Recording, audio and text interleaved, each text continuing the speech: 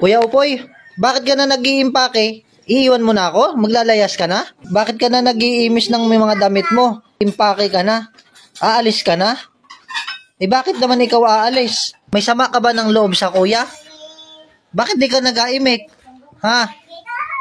Yung mga short iiwan mo na kami dito, Kuya Upoy?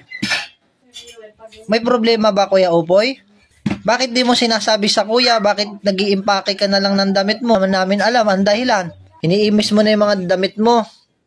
Tapos may bag ka pa may lalagyanan ka pa ng damit. Kuya Upoy, bago ka naman umalis, pag-usapan muna natin ito. Bakit yung mga damit mo ikaw ay gusto mo na maglayas? Di ba ako iniimikan? Di ka nasagot. Alis ka na ba talaga? Di ka na... Baka nagdadalawang isip ka, hindi na ba magbabago ang isip mo? Bakit ganyan? Ano ba ang kasalanan ko? Ano ang pagkukulang ko? Nagtatambo ka ba, Kuya Upoy? Bakit nag-iimpake ka na? Bakit naman ikaw ganyan, Kuya Upoy? Ha?